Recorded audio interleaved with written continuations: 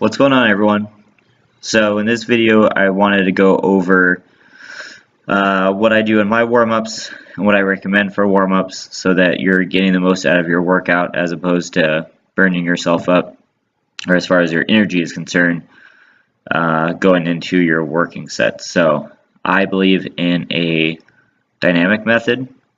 Instead of stretching for 10-15 minutes cold, I like to warm up. So what I did is I attached getting fully warm, getting everything in so that you can warm up for your movements. I typically do this. It doesn't really matter if it's squat, bench, deadlift, or even my accessory work.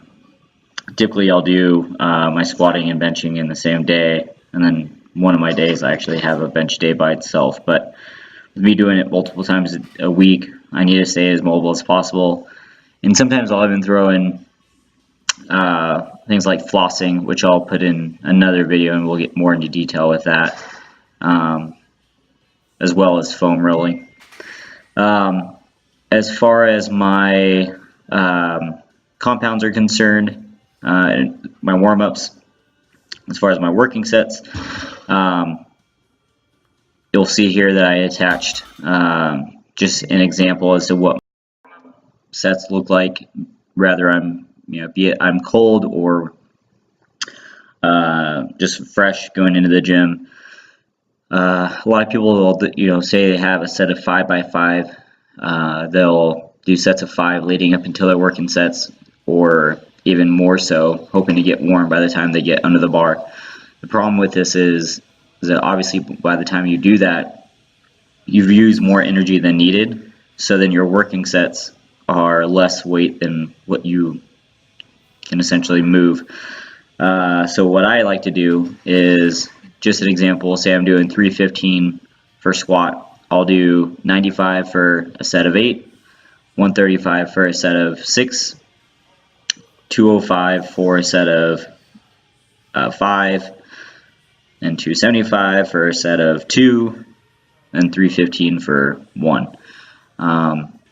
Then my working sets. The nice thing is you have enough reps to practice the patterns, get everything nice and warm, find your groove, but still have plenty of energy left in the tank when it comes to doing your working sets, especially for those of you who are either physique athletes or general weight loss who are looking to lose weight. You're obviously in a deficit when it comes to calories, and let's be honest, all of that, all of the fuel matters. So as far as the dynamic work going from, say, squat to bench, I really like to still at least do half of the dynamic work prior to bench, even though I did it prior to squat. Reason being is, can't tell you how many times back in the day I would go from, say, squat to bench, get into position, and all of a sudden my hamstring cramps up, or my glute, or my hip flexor, something along those lines. Something just inhibits my my ability to do the movement.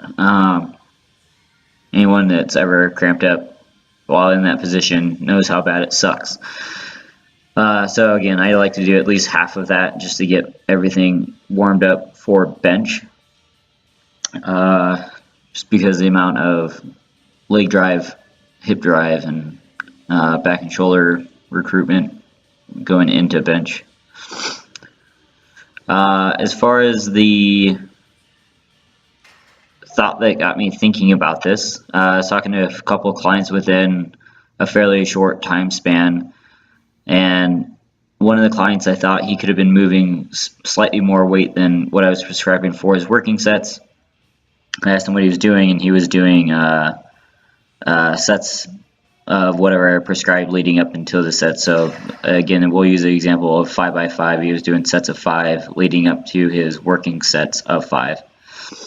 Another one of my clients, we were doing a FaceTime session, and she walked over to the bar and started pulling. And I was like, well, did you get to the gym early to warm up?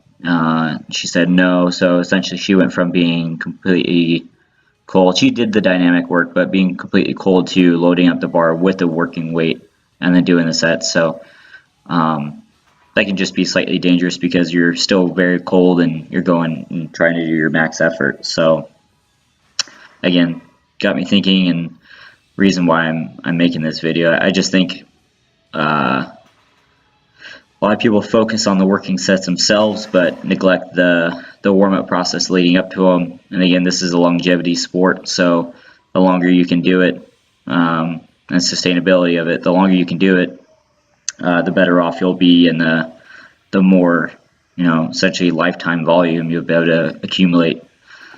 So this is all this work you're seeing is just my work from this last week. After the meet, I was a little taxed, but I was still able to get everything in, just not all of my accessory work like leg press and curls, etc. But that's it for this one, guys. I hope this was helpful.